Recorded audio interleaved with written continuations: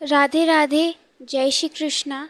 श्री राधा रानी की कृपा से हम कली अवतार श्री राधा कृष्ण मिलत तनु श्री कृष्ण चैतन्य महाप्रभु जी के पावन चरित्रों को श्रवण पान कर रहे थे। आज श्री कृष्ण चैतन्य महाप्रभु जी के पावन चरित्र का भाग 70 है। जैसे कि हमने अन्य भागों में देखा, षड गोस्वामियों को सुना। षड गोस्वामी पहले रूप गोस्वामी, दूसरे सनातन गोस्वामी, तीसरे रघुनाथ भट्ट गोस्वामी, चौथे रघुनाथ दास गोस्वामी, पांचवे सनातन गोपाल भट्ट गोस्वामी, छठे जीव गोस्वामी।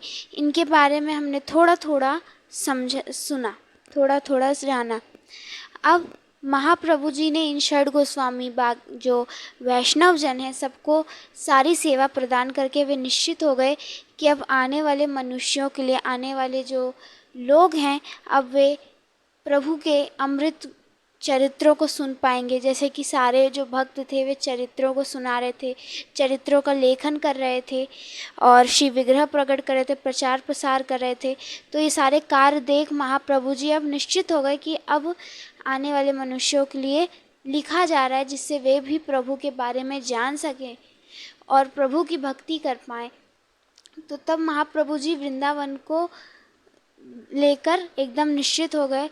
अब महाप्रभु जी जिस कार्य के लिए आए थे, जो उनकी अंतर कार्य था, मतलब जो उनका अंदर से मतलब था, जिस कारण वो पृथ्वी पर अवतरित हुए थे महाप्रभु के रूप में, वह था कि वह श्री राधा रानी के उस प्रेम को रसास्वादन करना चाहते थे। तो महाप्रभु जी उसी अंदरूनी लीला को चखने के लिए प्रकट हुए हैं। अब वो उस कार्य में जाते हैं जिसके लिए वे प्रकट हुए थे। तो अब वे अपनी सखी ललिता विशाखा जी के संग में श्री जी बैठकर विरह होकर रोती हैं। महाप्रभु जी, राय रामानंद जी, स्वरूप दामोदर जी बैठकर साथ में रुदन करते हैं, सब रोते हैं। तो महाप्रभु जी सबके संग में बैठकर गंभीरा में बैठकर सबके मुंह से क्या सुनते थे? ठाकुर जी श्री जी की लीलाओं को सुनते थे, कैसे गोपियाँ के संग श्री कृष्ण रास विहार करते, कैसे क्या क्या करते।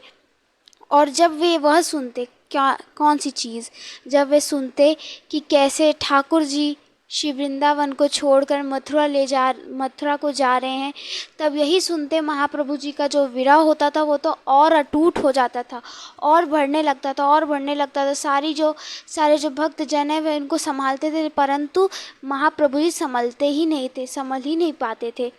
तो एक दिन की बात है, ऐसे ही कथा चल रही थी, महाप्रभु जी यही सुन रहे थे। तो क्या हुआ, सुनते सुनते उनको समाधि लग गई और सब सोचे कि महाप्रभु जी निद्रा में चले गए, अब उन्हें सोना आ गया, वो सोने चले गए सुनते सुनते कथा।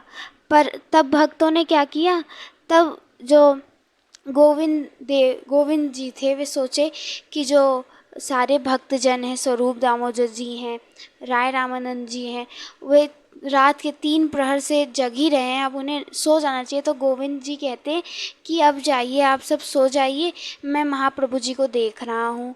तब वे कहे नहीं नहीं, परंतु गोविंद जी ने जिद की और कहा कि नहीं, आप जाइए, अब आप बहुत थक गए होंगे, अब आपको विश्राम की आवश्यकता है, जाइए सो जाइए, थोड़ा आराम कर लीजिए। तब स्वरूप दामोदर जी और राय रामानंद जी चले गए और गोविंद जी अब महाप्रभु जी को देखने लग गए, वहीं बैठकर महाप्रभु जी को देख रहे हैं। और क्या हुआ, महाप्रभु जी ऐसे समाधि में हैं, उनको लग रहा है वो सो रहे हैं। तो गोविंद जी भी उनको निद्रा आने लग गई, उनको आंखें उनकी बंद होने लग गई, झपक्की लगने, बीच में खोलते फिर बंद हो जाती, खोलते फिर बंद हो जाती। एक बार क्या हुआ, एक बार बंद हो गई तो बंद ही रह गई, और जैसे ही निद्रा चौंक के खुली तो देखा कि महाप्रभु जी सामने है ही नहीं, महाप्रभु जी कहाँ गए। तब सारे भक्तजन गोविंद जी चिल्लाने लग गए कि अरे महाप्रभु जी कहाँ गए, महाप्रभु जी कहाँ गए। तो सारे भक्तजनों के कानों में आवाज़ पड़ी और जाकर सब ढूंढने लगे कि अरे महाप्रभु जी कहाँ गए, अरे महाप्रभु जी कहाँ गए, प्राणनाथ कहाँ गए। तो सारे भक्तजन उन्हें ढूंढने लग गए, ढूंढे पूरे हर जगह विहार घूम रहे हैं, लेकिन परंतु महाप्रभु जी दिख नहीं रहे। तब किसी मंदिर के सामने गए और उन्हें बहुत बड़ा सा इंसान दिख रहा था। बहुत दूर से उन्हें बहुत बड़ा व्यक्ति दिख रहा था, और जब पास जाकर देखा तो क्या पाया, महाप्रभु जी इतने बड़े हो गए। कैसे? उनकी जो हाथ हैं, उनके जो कमर है, जो उनके पैर हैं, वो पिघल गए। जब प्रेम की बहुत अति ऊपर की स्थिति होती है, ऊपर का भाव होता है, तब जो प्रेम में जो व्यक्ति होता है वो पिघलने लगता है। महाप्रभु जी की ऐसी दशा हो गई कि वो एकदम पिघलने लग गए, और पिघलते पिघलते लेटे हुए थे, लंबे से लेट गए थे।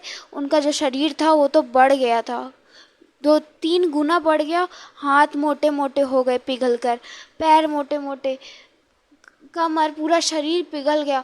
तब सारे भक्त चिंतित हो गए, अरे ये महाप्रभु जी को क्या हो गया, महाप्रभु जी कैसे ठीक होंगे। सारे भक्तजन परेशान होने लग गए। तब राय रामानंद जी ने, स्वरूप दामोदर जी ने क्या किया, वे कीर्तन प्रारंभ कर दिए।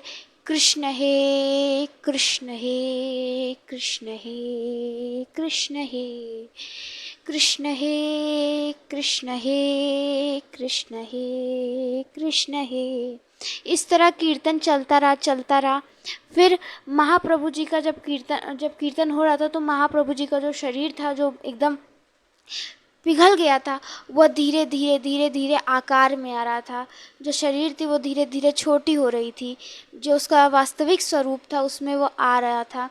तो तब बहुत देर बाद महाप्रभु जी का जो शरीर का जो आकार था वह ठीक होता है, और सारे भक्तजन अब चिंतित होकर महाप्रभु जी को जल्दी से गंभीरा में लेकर गए, और अब महाप्रभु जी का और ख्याल रखने लग गए, क्योंकि अब सारे भक्तजन चिंतित हो गए थे कि अब महाप्रभु जी की वो स्थिति हो गई कि महाप्रभु जी कुछ भी हो सकता है। सारे भक्तजन डर गए थे, तो बड़े ख्याल रखते, अब भक्तजन उन्हें छोड़ते नहीं थे।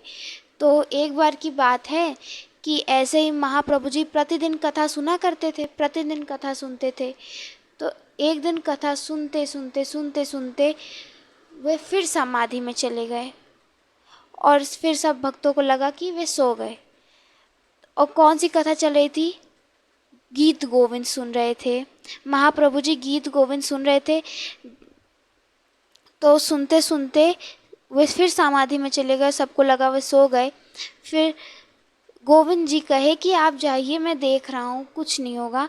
तब वे कहे, नहीं नहीं गोविंद, तुम परेशान मत हो, तुम संभाल नहीं पाओगे, हम सब भी यहीं पे हैं, यहीं पे बैठे हैं। तो सारे भक्तजन वहीं बैठे थे, और महाप्रभु जी वहाँ समाधि में लेटे थे। तो सबको लगा वो सो रहे हैं, तो बीच बीच में उनकी आंखें भी झपक जाती। फिर सभी भक्तों की आंखें झपक गई, और जैसे ही झपकी वैसे ही महाप्रभु जी भाग गए। और जैसे ही उन लोगों की आंखें खुली चौंक कर, तब फिर सारे भक्त परेशान किए, अरे महाप्रभु जी कहाँ गए, महाप्रभु जी कहाँ गए, अरे कहाँ गए। तब ढूंढते ढूंढते ढूंढते कहीं दिखे नहीं, कहीं कोई जा रहा है, कहीं कोई जा रहा है। सारे भक्तजन पागल होकर एकदम बौराए हुए सब ढूंढ रहे हैं कि अरे महाप्रभु जी कहाँ चले गए, कहीं महाप्रभु जी को कुछ हो तो नहीं गया। सब पीड़ित थे कि अरे कहाँ गए। तब जब वे जगन्नाथपुरी के सिंह द्वार पर गए, और जाकर जब देखा तो वहाँ पर खूब सारी गैयाएँ खड़ी थी, और गैया एक जगह देख रही थी। बीच में प्रकाश था, उस प्रकाश में गैया उसे घेरी हुई थी, खूब सारी गैया। तो जो भक्त जन थे राय रामानंद जी, वह सारी गैयाओं को, गौ माताओं को खिसकाते खिसकाते जब बीच में पहुँचे, तो देखा कि महाप्रभु जी एकदम अंडाकार के हो गए हैं। उन्होंने कच्छप वेश धारण कर लिया है, मतलब उनका जो मांस का शरीर है वो पिंडाकार का हो गया है। उसी आकार को जो सारी गौ माताएं हैं वो चाट रही थी। और ये सब देखते देखते भक्तजनों की जो बुद्धि थी वो घूम गई। वो सोचने लग गए, अरे मैं ऐसा क्या करा जाए जो महाप्रभु जी की जो ये प्रतिदिन हालत होती जा रही है, अभी हमसे देखी नहीं जाती। तब वो सारे भक्तजन फिर कृष्ण हे कृष्ण हे कृष्ण हे कीर्तन किए। तो कुछ देर बाद जो उनकी शरीर जो एकदम सिमट गई थी, एकदम चिपक गई थी एक दूसरे से, वह धीरे धीरे धीरे धीरे छूटने लग गई, छूटने लग गई, छूटने लग गई। और फिर वास्तविक स्वरूप में महाप्रभु जी आ गए। अब तो भक्तजन और कड़ी कड़ी व्यवस्था कर दी है। वो तो अब गंभीरा के द्वारी पर बैठने लग गए कि कहीं महाप्रभु जी यहाँ से बाहर ना चले जाएं, कहीं यहाँ से दूर ना चले जाएं। और सारे भक्तजन वहीं पर बैठने लग गए। तो फिर एक दिन आया कि महाप्रभु जी गंभीरा में बैठे थे और गंभीरा में बैठकर वे भागवत जी का रास पंचायत अध्याय सुन रहे थे। उसमें जब सुन रहे थे कि प्रियतम श्री कृष्ण मथुरा को जा रहे हैं, तो वो तड़पने लग गए। जिस प्रकार गोपियाँ, श्री जी, सारी सखियाँ तड़प रही थी, उस प्रकार वो तड़पने लग गए और कहने लग गए, अरे ये अक्रूर मेरे कृष्ण को ले जा रहा है, मेरे प्रियतम को ले जा रहा है, मेरे प्राणनाथ को ले जा रहा है, इस अक्रूर को रोको रोको, ये मेरे कृष्ण को ले जा रहा है। महाप्रभु जी की स्थिति खराब होती जा रही है, स्वास्थ्य खराब होता जा रहा है, नेत्रों से भर भर अश्रु बहते जा रहे हैं, बहते जा रहे हैं, वस्त्र पूरा भीग गया है, पूरी स्थिति खराब हो गई है। तब कह रहे, हे ललिते, कुछ करो, इन्हें रोको। तब ललिता सखी कहती हैं कि अरे गौर, परेशान मत होइए, परेशान मत होइए, कहे हैं ना वह 2 दिन में आ जाएंगे, तो 2 दिन में आ जाएंगे, आप आराम कीजिए, वो 2 दिन में आ जाएंगे, वो कहे हैं 2 दिन में आ जाएंगे। तब कहे गौर की सच्ची में आ जाएंगे 2 दिन में? तो ललिता सखी कह रही, हाँ हाँ आ जाएंगे, क्यों नहीं आएंगे, आ जाएंगे। उन्हें सांत्वना दे रही हैं, महाप्रभु जी से कह रही है कि आप अब आराम कर लीजिए, विश्राम कर लीजिए, 2 दिन बाद आ जाएंगे श्री कृष्ण, आप परेशान मत होइए। तो तब महाप्रभु जी ने ललिता सखी की बात मानी और कहा, ठीक है, मैं आराम कर लूँगा। तो महाप्रभु जी आराम स्थिति में लेट गए। और जैसे लेटे तो भक्तजनों ने सोचा कि महाप्रभु जी थोड़ा आराम कर ले, इसलिए जो जोत दिए की उसे थोड़ी धीरे कर दी। और धीरे करके जो भक्तजन थे वे बाहर चले गए, गंभीरा में वहीं उसी दहलीज पे बैठ गए। सारे भक्तजन जी वहीं पर बैठ गए, देखने लग गए कि कहीं महाप्रभु जी कहीं चले ना जाए। और सब भक्तजन वहीं बैठे थे। तो जब वे गंभीरा में लेटे रहते थे तो उनके चरणों के बाहर से दर्शन होते रहते थे, बस मुखों का नहीं दर्शन होता था, शरीर का नहीं, बस चरणों के दर्शन। तो सब जानते रहते थे कि हाँ, कहीं गए नहीं हैं, महाप्रभु जी यहीं पर हैं। तो जब देखा कि जब उन लोगों की नींद लग गई, उन्हें आंखें बंद हो गई, और जब गोविंद जी की आंखें खुली तो चरणों को देखा और थोड़ा राहत पा कि कहीं महाप्रभु जी गए नहीं। और जैसे अंदर घुसे महाप्रभु जी के पास, और तो देख के वे चौंक गए, ये क्या हो रहा है, ये क्या हो रहा है। और तेज से चिल्लाने लग गए, अरे ये क्या हो रहा है, ये क्या कर रहे हैं महाप्रभु जी। चिल्लाते ही स्वरूप दामोदर जी, राय रामानंद जी की नींद खुल गई और देखा कि क्या कर रहे हैं महाप्रभु जी। महाप्रभु जी अपने सुकोमल मुख को, अपने सुकोमल हाथ, वक्ष, पेट को किसमें, गंभीरा की दीवारों में रगड़ रहे हैं, तेज तेज से रगड़ रहे हैं। उनके माथे में से रक्त बह रहा है, माथा छिल गया है, चमड़ी निकल आई है, चमड़ी जो थी वो निकल आई है, नाक की नासिका कट गई है, उसमें से भी रक्त बह रहा है, होठों पे चोट आ गई, होठों पर से रक्त बह रहा है, गाल कपोल सब छिल गया है, वक्षस्थल से खून बह रहा है, पेट में से रक्त, हर जो पूरे अपने हाथ पैर हर जगह उन्होंने कष्ट पहुंचा लिया था। तो भक्तजनों से देखा नहीं गया और राय रामानंद जी ने महाप्रभु जी को पकड़ा और उन्हें गले से हृदय से लगा लिया और कहा, नाथ ऐसा मत करो, हे प्राणनाथ, हे गौर, ऐसा मत करो, ऐसा मत करो। और रोकने लग गए, पकड़ने लग गए, पकड़ने लग गए। महाप्रभु जी रुक ही नहीं रहे, पूरे पूरे शरीर रक्त से लथपथ था, परंतु रोक रहे हैं, शांति नहीं हो रहे। फिर महाप्रभु जी मूर्छित होकर गिर गए। सारे भक्तजन कह रहे हैं, ये क्या करते हैं महाप्रभु जी। पर प्रतिदिन महाप्रभु जी की जो अवस्था है वह बिगड़ती जा रही है कि कैसे हो रहा है, कुछ समझ में नहीं आ रहा है। और तब कुछ देर बाद महाप्रभु जी की मूर्छा टूटी। तब महाप्रभु जी कहने लग गए, अरे ललिता, अरे विशाखा, ये क्या हुआ? मेरे शरीर में ये रक्त क्यों बह रहा है? मेरे नासिका से, मेरे होठों से, मेरे कपोलों में से रक्त क्यों बह रहा है? तब जो ललिता सखी थी, राय रामानंद जी थे, दामोदर जी थे, वो कहे, अरे गौर, इसमें आपकी कोई गलती नहीं, इसमें हमारी ही गलती। हम जो इतने स्वार्थी थे, जो हम बाहर देखने चले गए, बाहर बैठ गए और नींद लेने लग गए, ये हमारी गलती है। महाप्रभु जी, आपकी गलती नहीं है, हमारी वजह से आपके शरीर पर इतने कष्ट हुए, आपको इतना दर्द हो रहा है। तब महाप्रभु जी कहे, नहीं ललिता, नहीं विशाखा, ऐसा कुछ नहीं है।